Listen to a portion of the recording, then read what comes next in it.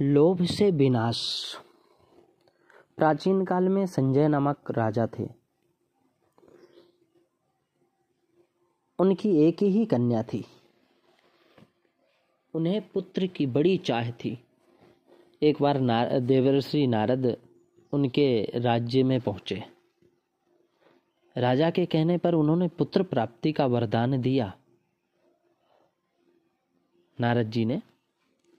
और राजा ने मांगा, मुझे ऐसा पुत्र चाहिए जो रूपवान तो हो, उसका मल मूत्र थूक कफ सभी सोने के हों। मांग अप्राकृतिक थी, फिर भी देवर्षि नारद ने तथास्तु कह दिया। कुछ समय बाद राजा ने पुत्र रत्न की प्राप्ति हुई। पुत्र का नाम सुवर्ण जीवी रखा गया। वरदान के अनुरूप पुत्र का मल मूत्र थूक कफ सभी सोने के। देखते ही देखते राजा ने पूरा राजमहल सोने का बनवा दिया। राजा ने इस विलक्षण पुत्र की चर्चा पूरे राज्य में फैल गई। दूर दूर से लोग उसे देखने आने लगे। डाकुओं की भी पूरे घटनाक्रम पर दृष्टि थी। वे लगातार राजकुमार का अपहरण करने की योजना बना रहे थे। एक दिन डाकू राजमहल से राजकुमार को उठा ले गए। जंगल में डाकुओं का आपस में विवाद हो गया। सभी राजकुमार पर अपना नियंत्रण चाहते थे।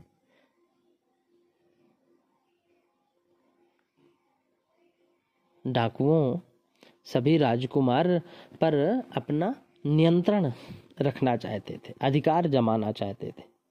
इधर राजसेना राजकुमार की खोज में जंगल तक पहुंच गई। डाकुओं को कोई उपाय ना सूझा। राजकुमार को अधिक दिन तक छुपाए रखना कठिन प्रतीत हुआ डाकुओं को, तो डाकुओं ने उसकी हत्या कर दी और जो भी सोना हाथ लगा उसे बांटकर फरार हो गए। इधर राजसेना जंगल पहुंची तो देखा कि राजकुमार का शव पड़ा है। सूचना मिलने पर राजा पहुंचा और पुत्र का शव देखकर विलाप करने लगा, रोने लगा। तभी वहां पहुंचे एक ऋषि ने स्मरण कराया कि अब कुछ होने का नहीं है।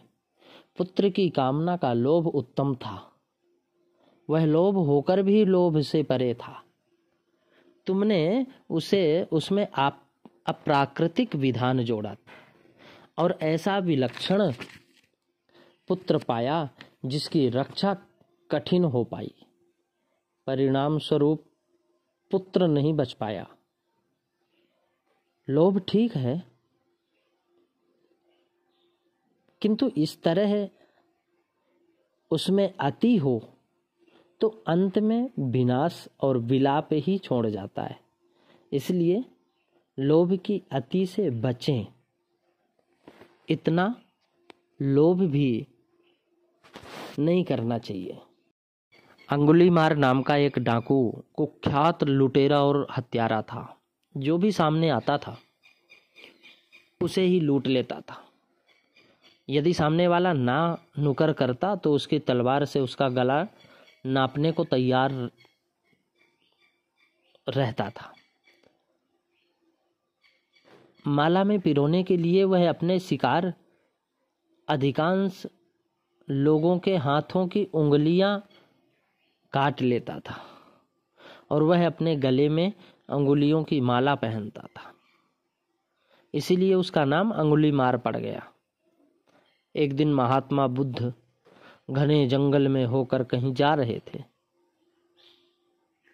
दूर से अंगुलीमार ने उन्हें देखा। वह आनन फानन में जा पहुंचा वहां संत महात्मा बुद्ध के पास। उसने पास आकर बोला, साधु, जो कुछ भी तुम्हारे पास हो उसे निकाल कर दे दो, अन्यथा तुम्हारी जान की खैर नहीं है। तो अंगुलीमार की ये बात सुनकर महात्मा बुद्ध मुस्कुराए और आंखों में गहराई से झांक कर बोले कि वत्स, मेरे पास दया और क्षमा जैसे रत्नों का भारी भंडार है। वह तुम्हें मैं सौंपता हूँ। झगड़े की क्या आवश्यकता है? बुद्ध का इतना कहना था कि मानो जादू हो गया। अंगुलीमाल ने अपनी तलवार दूर फेंक दी, बुद्ध के चरणों में झुक गया और बोला, धन्य हो महात्मन, आज मैं माला माल हो गया। यही कुख्यात लुटेरा अंगुलीमाल बौद्ध भिक्षु बन गया।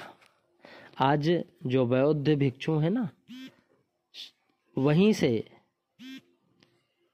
ये बौद्ध भिक्षु बने।